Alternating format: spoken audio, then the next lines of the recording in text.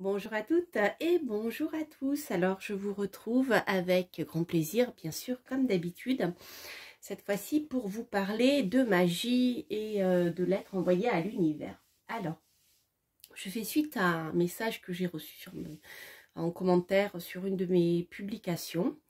Alors, je ne peux pas toujours vous répondre au cas par cas. Quand je peux, je le fais. Donc là, j'ai décidé de faire une vidéo, une courte vidéo pour répondre à votre question. Et comme ça, tout le monde en profitera, je dirais, et je vais étendre un peu l'histoire. Voilà.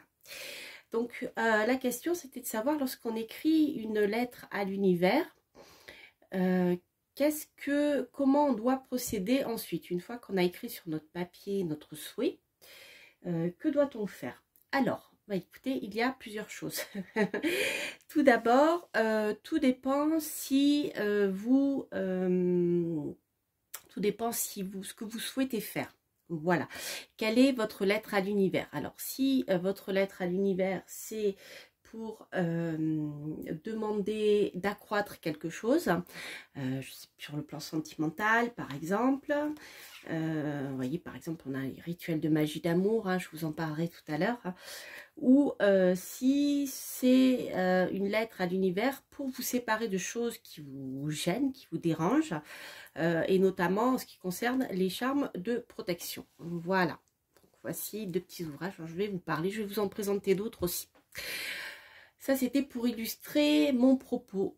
En fait, si vous voulez, ce qu'il faut comprendre, c'est lorsqu'on fait une demande à l'univers, quelle qu'elle soit, si c'est pour être protégé parce qu'on a des soucis, on n'arrive pas à se dépêtrer de certains ennuis, ou si on fait une demande à l'univers parce qu'on souhaite eh bien, avoir un peu plus d'argent pour finir les fins de mois, pour trouver du travail, pour rencontrer l'âme sœur, etc. C'est déjà deux choses différentes dans la manière dont vous allez procéder, le moment où vous allez le faire, et bien sûr ce que vous allez faire à la fin du papier, puisque c'était là qui était la question. Donc là, moi, je vais vous parler de mon expérience et de ce que je connais et que je pratique. Il en existe d'autres, voilà. Donc n'hésitez pas à aller fouiller dans les livres. Je vais vous en présenter quelques-uns qui sont qui sont accessibles aux débutants. Mais ce qu'il vous faut comprendre, c'est que lorsque vous allez faire un rituel de protection, ou alors vous voulez vous débarrasser, je dirais, de certaines mauvaises habitudes, ou vous voyez, couper avec des choses que vous voulez voir partir de vous, voyez, ce genre de choses. Lorsque vous avez écrit votre petit papier, il vous faut le brûler. Ça, c'est très important. C'est le pouvoir du feu, le feu qui va purifier justement ce que vous voulez voir partir. Ok, donc ça, c'est une des premières choses à comprendre. Lorsque vous faites un rituel où vous souhaitez quelque chose de positif, je sais pas, vous souhaitez rencontrer quelqu'un, vous souhaitez attirer l'amour à vous, etc. Si vous faites un petit papier, un petit rituel dans ce sens-là, en général, ce petit papier, on le cache, d'accord. On le cache dans un endroit et on l'oublie, de manière à ce que ensuite l'univers fasse son travail. Voilà, vous y pensez plus, vous le mettez dans un coin, vous l'oubliez, mais surtout un endroit où personne ne peut le trouver. Alors ça peut être en intérieur, ça peut être dans un endroit chez vous, dans votre maison, mais ça peut être aussi en extérieur, dans un jardin. Je vous en reparlerai après. Ce qu'il vous faut comprendre aussi, c'est que lorsque on fait un rituel, soit pour faire partir quelque chose, soit pour attirer quelque chose, il ne faut pas le faire au même moment. Autrement dit, lorsque vous allez prendre le temps d'écrire sur un papier les choses dont vous souhaitez vous débarrasser, il vous faut les faire en lune décroissante. La lune décroissante, c'est lorsqu'elle part de la pleine lune pour arriver à la nouvelle lune. D'accord? C'est lorsque la lune est ronde dans le ciel, on la voit bien en entier, et elle décroît pour arriver au moment où on ne la voit plus, et on appelle ça la nouvelle lune. Okay? Donc là, c'est important. Donc tout rituel qui est destiné à vous protéger de vos ennemis ou couper avec quelque chose, d'accord, il vous faut toujours le faire en lune décroissante. Alors, ce que vous pouvez faire également aussi, si vous rentrez un peu plus en détail après, voilà, dans les rituels de magie, sachez que lorsque vous souhaitez, par exemple, vous séparer d'un ennemi, vous protéger d'un ennemi, il vous faut plutôt travailler en heure de Mars, qui va vous donner la pêche de le faire, d'accord, ou en heure de Saturne, qui va nous parler ici de séparation. Saturne est une planète qui est séparante. Elle va vous permettre de couper, par exemple, les liens avec quelqu'un. Mars va vous donner l'agressivité, je dirais la niaque, pour combattre vos ennemis. Voyez. Donc en général, lorsque vous faites un rituel comme ça de protection, il faut le faire donc en fonction de ce que vous souhaitez faire, hein, soit comme je viens de vous expliquer avec Mars et Saturne. Si vous voulez faire un rituel pour vous séparer de quelque chose, de mauvaises habitudes, il vous faut le faire. Donc toujours en lune décroissante, en heure de Mars, en heure de Saturne, pardon, et si possible aussi le jour de Saturne, en heure de Saturne, voilà. Donc ça, c'est pour ce qui est de se protéger, d'accord. Donc pareil, si vous souhaitez avoir la victoire contre vos ennemis, je dirais vous protéger activement de vos ennemis, voilà, vous travaillez en heure de Mars et en jour de Mars. D'accord, ça c'est important que vous le compreniez. Après, en ce qui concerne les rituels destinés plutôt à accroître, alors soit l'argent, les finances, la fortune, l'amour, tout ce que vous voulez, et bien là, vous allez plutôt travailler donc en lune croissante, c'est-à-dire de la nouvelle lune jusqu'à la pleine lune, c'est-à-dire du moment où on ne voit plus la lune dans le ciel, parce qu'elle est en conjonction avec le soleil, jusqu'au moment où on arrive à la pleine lune, qui est d'ailleurs un des moments favorables pour faire certains rituels. Donc la lune, lorsqu'elle est pleine dans le ciel, et là elle est en opposition au soleil à ce moment-là, en astrologie. Voilà, donc là, il vous faut agir à ce moment-là. Alors là, c'est pareil. Si vous souhaitez, par exemple, eh bien, accroître l'amour, renforcer les liens sentimentaux avec votre partenaire ou autre, il vous faut plutôt travailler le jour de Vénus, donc vendredi, hein, en heure de Vénus. D'accord. Si vous voulez accroître vos finances, par exemple, Jupiter, c'est le bon moment aussi. Donc, il vous vaut mieux, je vais y arriver, travailler en jour de Jupiter et en heure de Jupiter, d'accord.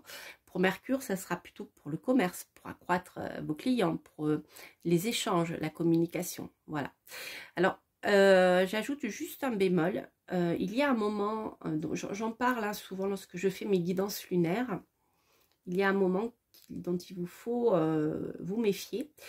C'est lorsque vous faites un travail, par exemple en pleine lune, et qu'il y a une éclipse. L'éclipse va modifier la lumière, va modifier les influences. C'est pas le bon moment. Même pour récolter des plantes, certaines plantes, voilà, vous évitez l'éclipse. De la même manière, si vous voulez renforcer l'amour, n'agissez pas quand Vénus est rétrograde, d'accord, ou quand elle est combuste, ça veut dire qu'elle est juste à côté du soleil, vous voyez, ce genre de choses. C'est-à-dire lorsqu'une planète va être combuste, c'est-à-dire brûlée par la lumière du soleil, ou alors lorsqu'elle est rétrograde, elle semble reculer. Voilà, les planètes sont pas en grande forme, je dirais. Alors après, là, je vous donne quelques clés, mais bon, après en astrologie, on va plus loin hein, lorsqu'on travaille sur ce genre de choses. Notamment les aspects des planètes et surtout on ne considère pas que les planètes dans le ciel. Là je vous parle en général, lorsque Vénus par exemple est rétrograde, elle l'est pour tout le monde, elle est dans le ciel. Après la manière dont elle va appuyer sur votre thème à vous, ça sera encore autre chose, voilà, voyez, donc je parle en général, mais déjà pour commencer c'est bien, si vous comprenez ça, c'est important. Donc là je vais vous présenter des petits livres pour débutants que je trouve sympas. Alors d'abord peut-être c'est Sorcellerie de Juliette Diaz, un procès la sorcière qui sommeille en vous. C'est aux éditions Contredire. Je l'ai trouvé bien parce qu'il est voilà, il aborde je dirais bien les pratiques de magie de manière large, hein, vous voyez. Donc c'est une bonne introduction, je trouve. Vous avez, voilà, je vous ferai pas de review, mais vous voyez, voilà. Vous avez une introduction, une bonne introduction, les indispensables pour comprendre la magie, le pouvoir et l'attitude, etc. La méditation, l'ancrage, comment augmenter vos énergies, se protéger, les saisons aussi, le lien avec, bien sûr, la lune, hein, mais en même temps les saisons dans la nature. Voilà, après les choses pratiques et les rituels, donc je trouve qu'il est bien. Pour débuter, c'est un bon ouvrage. Ensuite, vous avez, donc il est plutôt Wicca, hein, celui-ci, plutôt orienté Wicca. Vous aurez bien les diverses périodes de l'année, par exemple les solstices et les équinoxes, en lien avec le nom Wicca, en fait, hein, le nom celte, et des druides aussi. Mais voilà, vous n'aurez pas le solstice, par exemple, voilà, le solstice, l'équinoxe, etc. Vous aurez un nom, je dirais, typé Wicca. Voilà, après, c'est important que vous le sachiez parce que tout le monde n'accroche pas forcément. Mais bon, voilà, après, on parle de la même chose, hein. Voilà. C'est une histoire d'appellation, c'est une histoire de nom. Après, le solstice et les solstices et les équinoxes, hein, qu'ils soient, je remets ma caméra à droite, excusez-moi. Les solstices et les équinoxes sont les mêmes pour tout le monde, qui s'appellent voilà, de manière différente. Hein, c'est la même chose, même sur le plan énergétique. Voilà, voilà, donc ça c'est important. Autre chose, donc ces deux petits livres que je vais vous présenter aussi, c'est pareil. Donc il y en a un qui est plutôt axé sur les protections, aux éditions Bussière, c'est Pamela Moore, donc ce sont deux petits livres. Et ensuite, vous avez Silrona pour un rituel de magie d'amour. Donc, ils sont, je trouve, très très bien faits. Donc là, on est plus, je dirais, dans la tradition de l'ésotérisme chrétien. Et voilà, donc vous avez plutôt des termes anges, etc. Vous avez les prières qui vont avec. Donc c'est pareil, si vous êtes allergique aux prières, ça sera pas, ça risque de vous bloquer. Mais bon, en même temps, voilà, après le reste, c'est de la magie, qu'on lui donne une approche chrétienne ou wiccan, druidique ou celtique ou ce que vous voulez, ben, c'est la même chose, hein, voilà. Mais voilà, donc après, sachez que vous avez quand même vous avez des invocations magiques. Voilà. Ensuite, celui-ci, alors il y en a d'autres, mais je ne sais pas si vous en ai parlé. Si je ne l'ai pas fait, dites-le moi. Je le ferai. C'est des ouvrages que j'aime beaucoup pour la protection de la maison. Je crois que je vous en ai parlé déjà. J'ai fait une vidéo sur le sujet. J'avoue que je ne sais plus. Mais qui sont, voilà, plus pareil, tradition chrétienne. Et ensuite, ici, voilà, vous avez rituel de magie d'amour. Donc, par exemple, je vous en parlais tout à l'heure, lorsque vous faites bien une petite lettre, un petit mot doux à l'univers, d'accord, pour accroître quelque chose, par exemple, pour rencontrer quelqu'un, ou voilà, que l'univers vous mette sur le chemin de cette personne, eh bien, vous avez donc pas mal de choses. Et vous voyez, la magie des arbres, c'est intéressant. Et donc là, ici, vous avez par exemple rituel pour les vœux amoureux. C'est pas celui-ci, c'en a un autre. Hop. Charme de rapprochement, voilà, ce qui vous permet de demander à l'univers je dirais, mettre sur votre route la personne que vous souhaitez rencontrer. D'accord. Donc là, vous voyez, c'est un rituel qui est très simple, c'est très bien expliqué.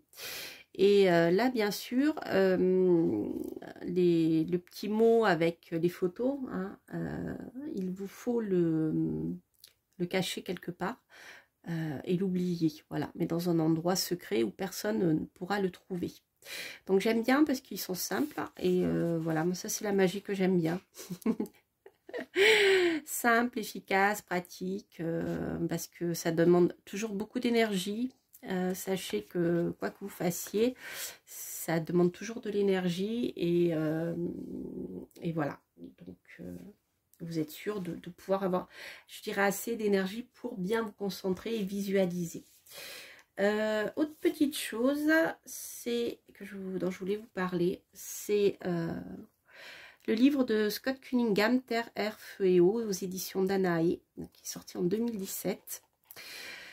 Celui-ci, je l'aime beaucoup. Alors, il est Wicca, hein, bien sûr, hein, puisque Scott Cunningham est un des pères de la Wicca. Il est très axé Wicca, mais comment dire, je trouve qu'il parle facilement à tout le monde, voilà. Et j'aime beaucoup son travail. Alors je crois que c'est ouais, il y a pas mal de choses. Donc ça vous permet de travailler avec les éléments. Donc par exemple, eh bien lorsque vous êtes en été et que vous voulez travailler avec le soleil, même en hiver, si vous êtes vous habitez au bord de la mer ou de l'océan, ou voilà, ou que vous y allez pendant les vacances, vous avez des rituels en lien avec l'eau. Donc je le trouve très bien fait parce que voilà, il vous apprend à travailler avec les différents éléments.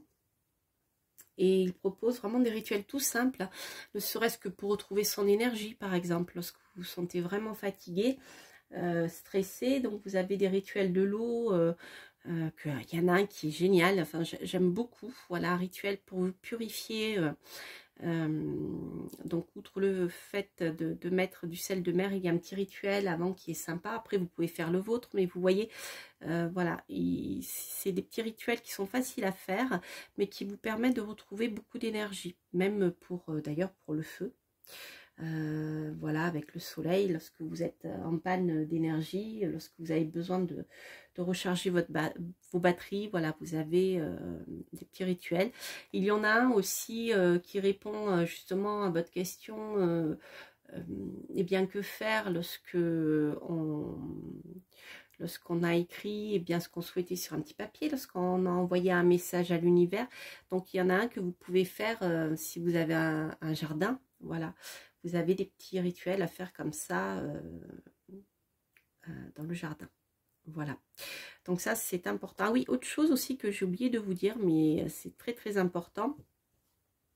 Sachez que, par exemple, lorsque vous avez fait un rituel pour vous débarrasser de quelque chose, outre le fait de brûler la feuille, il vous faut vous débarrasser aussi de la bougie que vous avez utilisée. Du charbon ardent, etc., de ce qui reste. Donc soit vous le jetez dans un cours d'eau, ou alors vous l'enterrez dans la terre, d'accord? Voilà, ça aussi c'est important. Il ne vous faut pas réutiliser la bougie, par exemple. Je vous en parle par expérience. Voilà. Voilà, mais écoutez, j'espère que cette vidéo aura répondu à vos questions. Donc je suis allée finalement un peu plus loin. Vous voyez, finalement c'est aussi bien de faire une vidéo pour répondre à vos questions. Comme ça, je dis plus de choses et tout le monde en profite. Donc voilà. Je vous embrasse. Je vous souhaite eh bien, de passer de belles fêtes de Noël. Elles approchent. Et je vous dis à très bientôt pour de prochaines aventures. Portez-vous bien. Bye bye.